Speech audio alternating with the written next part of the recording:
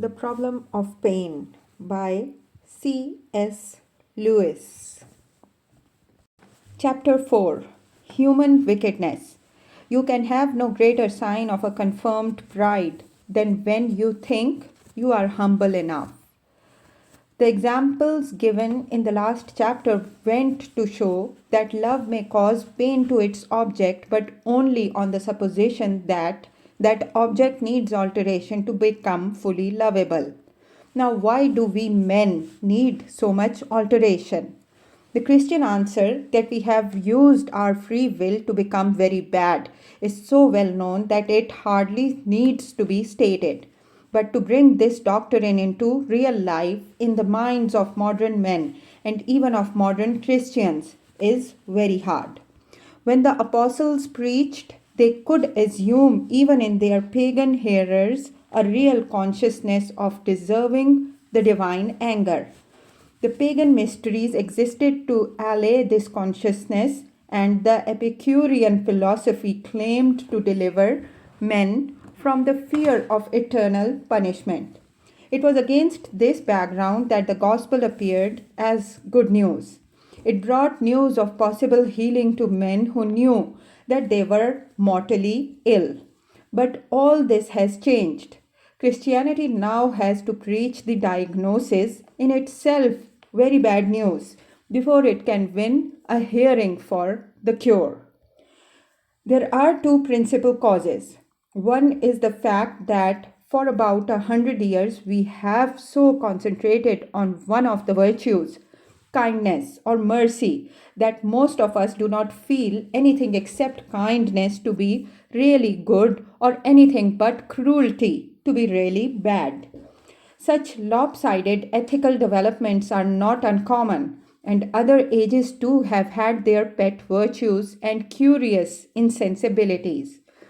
And if one virtue must be cultivated at the expense of all the rest, none has a higher claim than mercy, for every Christian must reject with detestation that covert propaganda for cruelty which tries to drive mercy out of the world by calling it names such as humanitarianism and sentimentality. The real trouble is that kindness is a quality fatally easy to attribute to ourselves on quite inadequate grounds.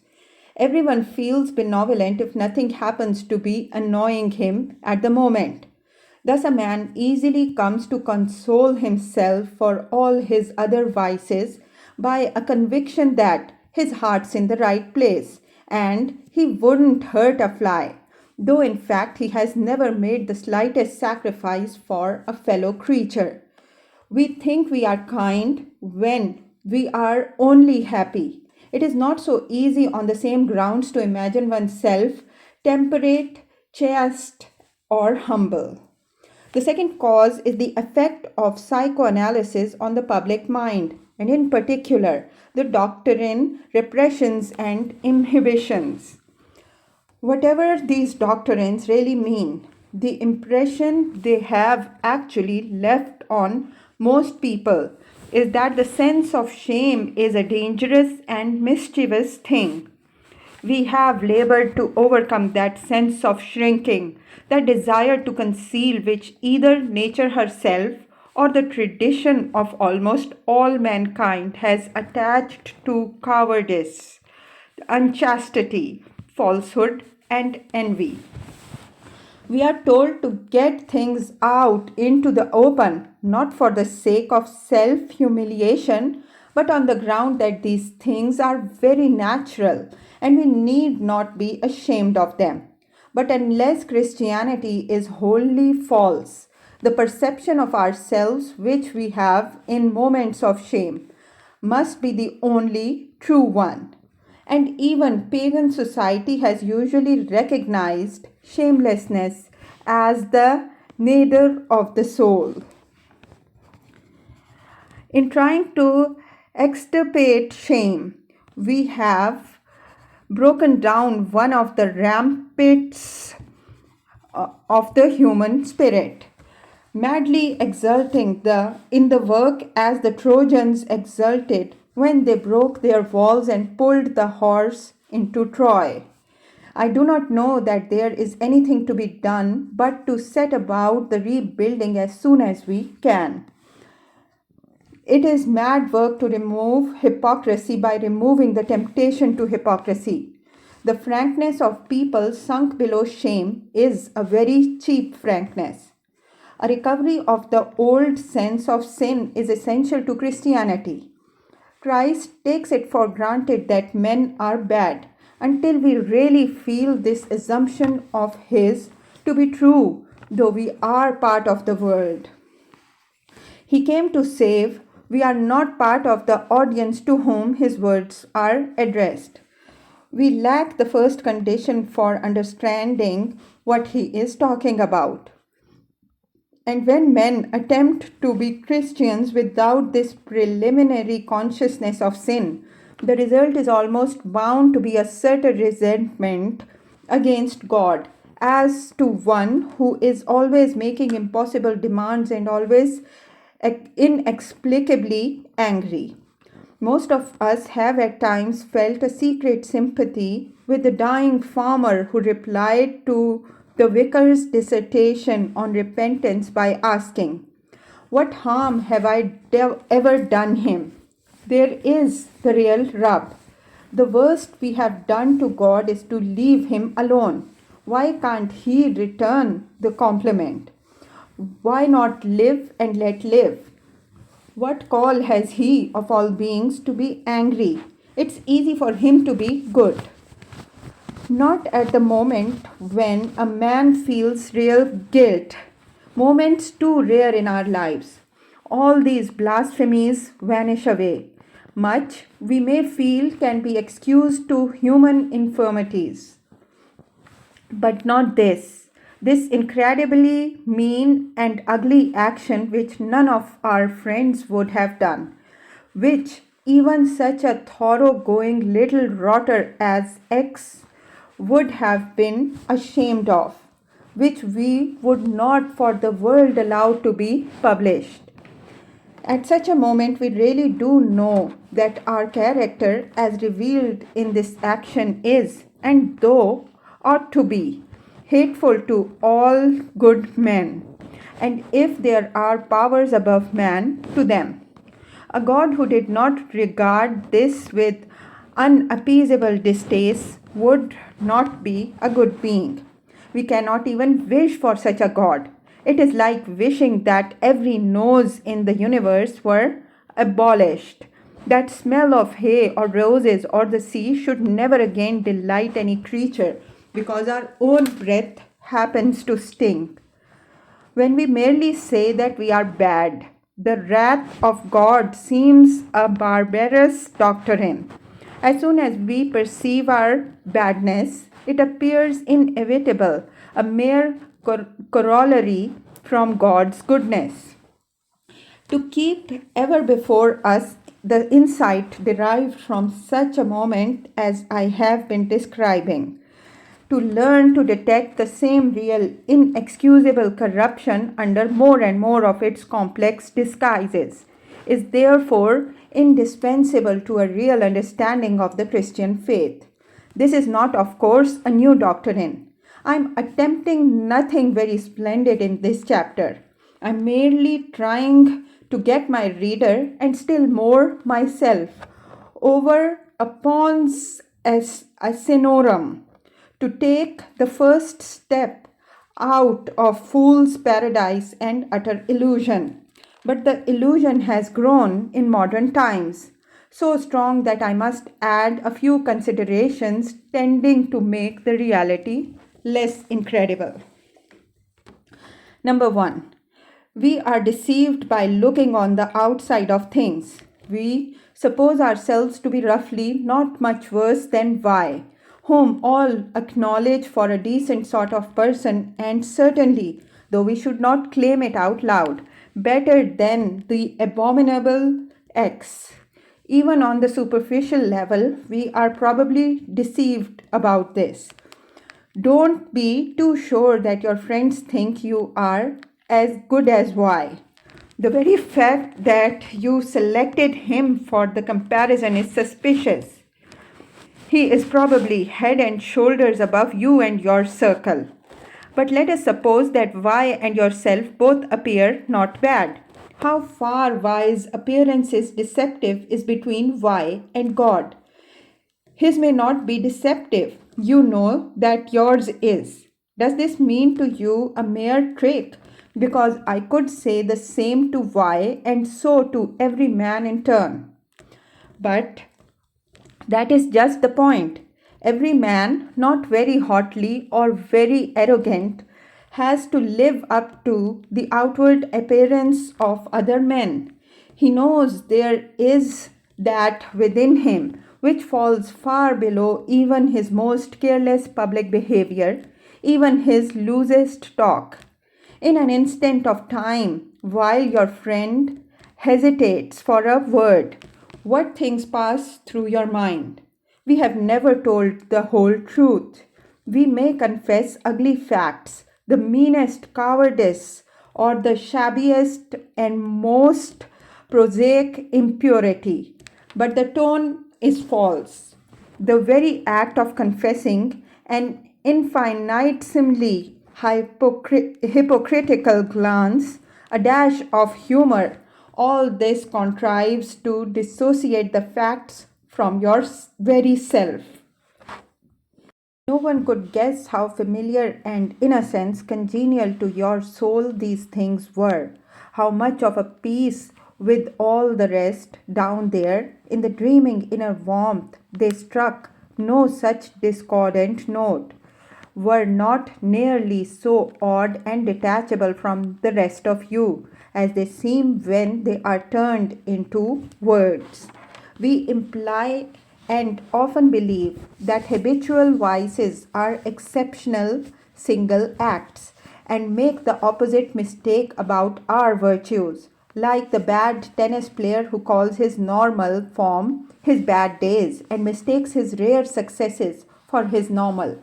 I do not think it is our fault that we cannot tell the real truth about ourselves.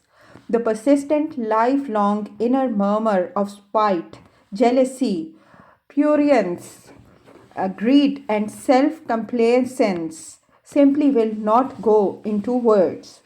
But the important thing is that we should not mistake our inevitably limited utterances for a full account of the worst that is inside.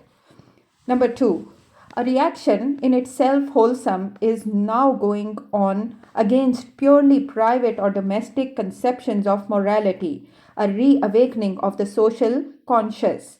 We feel ourselves to be involved in an iniquitous social system and to share a corporate guilt. This is very true, but the enemy can exploit even truths to our deception. Beware lest you are making use of the idea of corporate guilt to distract your attention from those humdrum, old fashioned guilts of your own, which have nothing to do with the system and which can be dealt with without waiting for the millennium. For corporate guilt perhaps cannot be and certainly is not felt within the same force as personal guilt. For most of us, as we now are, this conception is a mere excuse for evading the real issue. When we have really learned to know our individual corruption, then indeed we can go on to think of the corporate guilt and can hardly think of it too much. But we must learn to walk before we run. Number three, we have a strange illusion that mere time cancels sin. I have heard others and I have heard myself recounting cruelties and falsehoods committed in boyhood as if they were no concern of the present speakers, and even with laughter. But mere time does not do anything either to the fact or to the guilt of the sin. The guilt is washed out not by time but by repentance and the blood of Christ. If we have repented these early sins, we should remember the price of our forgiveness and be humble. As for the fact of a sin, is it probable that anything cancels it? All times are eternally present to God. Is it not at least possible that along some one line of his multidimensional eternity, he sees you forever in the nursery, pulling the wings of a fly, forever toading, lying, and lusting as a schoolboy, forever in that moment of cowardice or insolence as a subaltern?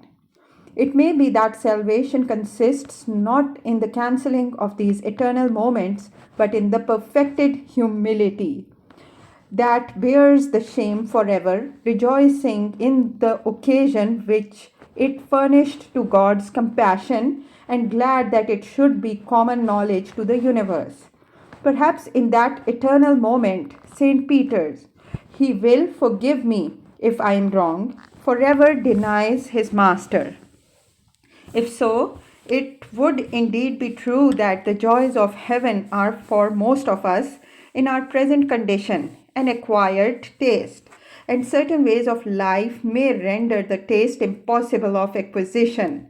Perhaps the lost are those who dare not go to such public place. Of course, I do not know that this is true, but I think the possibility is worth keeping in mind. Number 4. We must guard against the feeling that there is safety in numbers.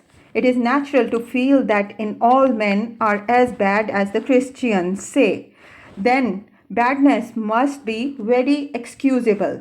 If all boys plow in the examination, surely the papers must have been too hard. And so the masters at the school feel till they learn that there are other schools where 90% of the boys passed on the same papers. Then they begin to suspect that the fault did not lie with the examiners.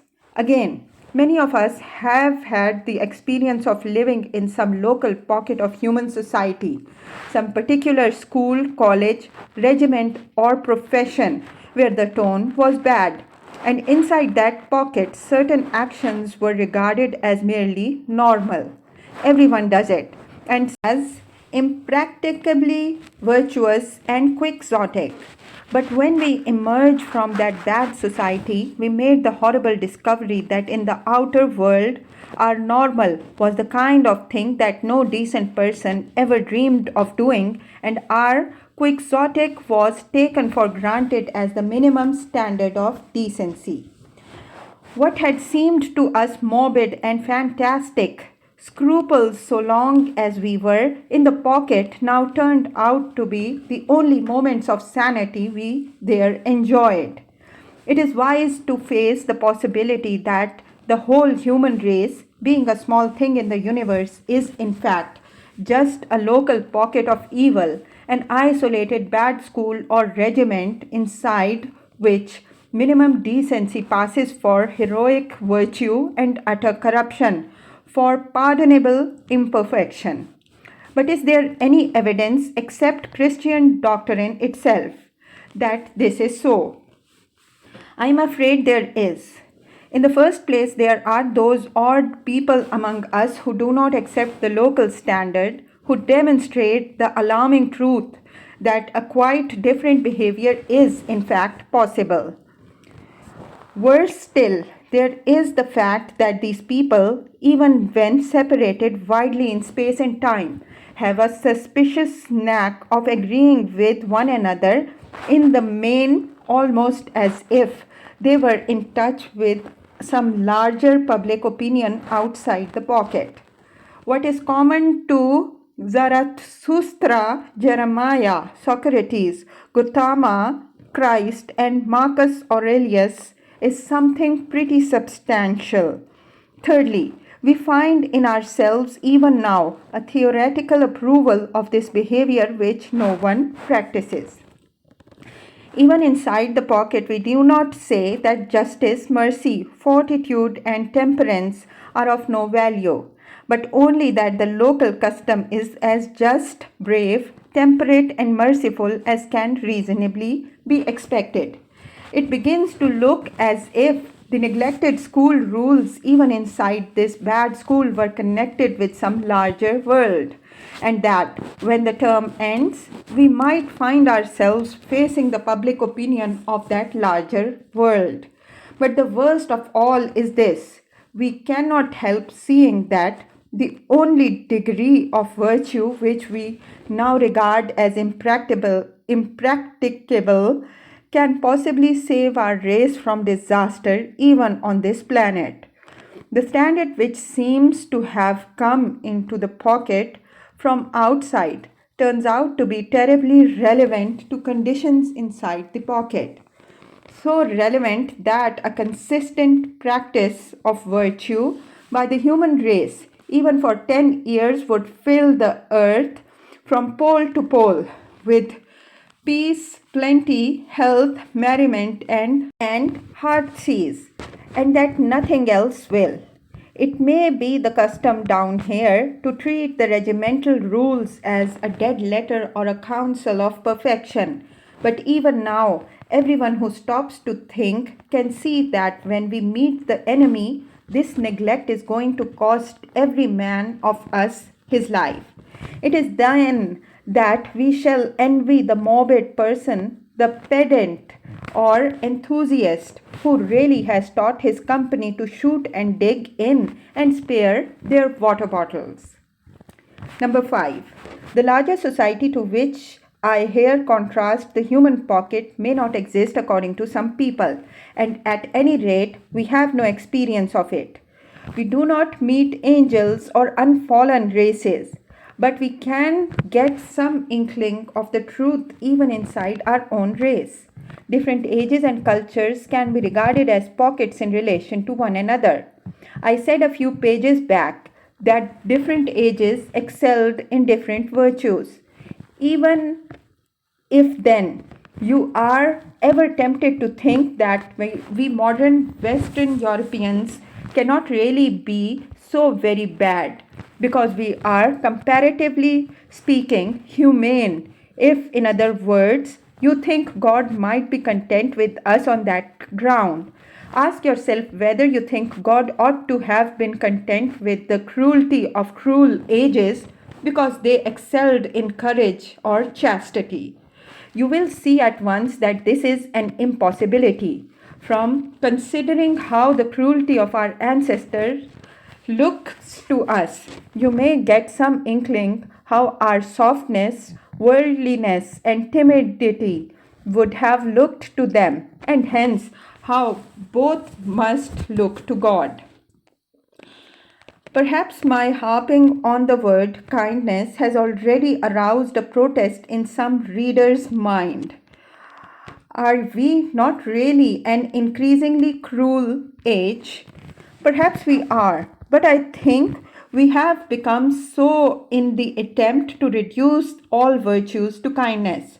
For Plato rightly taught that virtue is one. You cannot be kind unless you have all the other virtues. If being cowardly, conceited, and slothful, you have never yet done a fellow creature great mischief, that is only because your neighbor's welfare has not yet happened to conflict with your safety, self-approval, or ease. Every vice leads to cruelty. Even a good emotion, pity, if not controlled by charity and justice, leads through anger to cruelty. Most atrocities are stimulated by accounts of the enemy's atrocities and pity for the oppressed classes, when separated from the moral law as a whole, leads by a very natural process to the unremitting brutalities of a reign of terror. Number 7. Some modern theologians have quite rightly protested against an excessively moralistic interpretation of Christianity. The holiness of God is something more and other than moral perfection. His claim upon us is something more and other than the claim of moral duty. I do not deny it, but this conception, like that of corporate guilt, is very easily used as an evasion of the real issue. God may be more than moral goodness, He is not less. The road to the promised land runs past Sinai. The moral law may exist to be transcended, but there is no transcending it for those who have not first admitted its claims upon them, and then tried with all their strength to meet that claim, and fairly and squarely faced the fact of their failure. Number 8. Let no man say when he is tempted, I am tempted of God. Many schools of thought encourage us to shift the responsibility of our behavior from our own shoulders to some inherent necessity in the nature of human life, and thus indirectly to the Creator. Popular forms of this view are the evolutionary doctrine that what we call badness is an unavoidable legacy from our animal ancestors, or the idealistic doctrine that it is merely a result of our being finite. Now, Christianity, if I have understood the Pauline epistles, does admit that perfect obedience to the moral law, which we find written in our hearts and perceive to be necessary even on the biological level, is not in fact possible to men. This would raise a real difficulty about our responsibility if perfect obedience had any practical relation at all to the lives of most of us.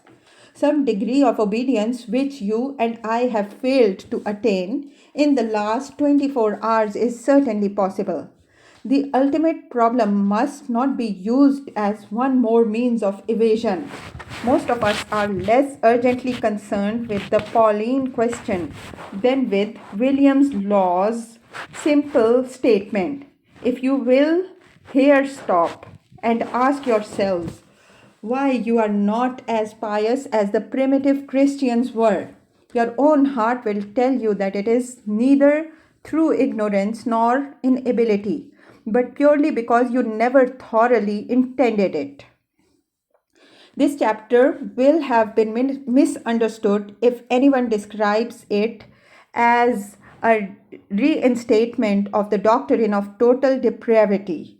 I disbelieve that doctrine partly on the logical ground that if our depravity were total, we should not know ourselves to be depraved, and partly because experience shows us much goodness in human nature. Nor am I recommending universal gloom. The emotion of shame has been valued not as an emotion but because of the insight to which it leads. I think that insight should be permanent in each man's mind, but whether the painful emotions that attend it should also be encouraged is a technical problem of spiritual direction on which, as a layman, I have little call to speak. My own idea, for what it is worth, is that all sadness which is not either arising from the repentance of a concrete sin and hastening towards concrete amendment or restitution, or else arising from pity and hastening to active assistance, is simply bad. And I think we all sin by needlessly disobeying the apostolic injunction to rejoice as much as by anything else. Humility after the first shock is a cheerful virtue. It is the high-minded unbeliever desperately trying in the teeth of repeated disillusions to retain his faith in human nature, who is really sad. I have been aiming at an intellectual, not an emotional effect. I have been trying to make the reader believe that we actually are, at present, creatures whose character must be, in some respects, a horror to God as it is, when we really see it, a horror to ourselves. This I believe to be a fact, and I notice that the holier a man is, the more fully he is aware of that fact. Perhaps you have imagined that this humility in the saints is a pious illusion at which God smiles. That is a most dangerous error. It is theoretically dangerous because it makes you identify a virtue, that is a perfection, with an illusion, that is an imperfection, which must be nonsense. It is practically dangerous because it encourages a man to mistake his first insights into his own corruption for the first beings of a halo around his own silly head. No, depend upon it. When the saints say that even they are vile, they are recording truth with scientific accuracy. How did this state of affairs come about?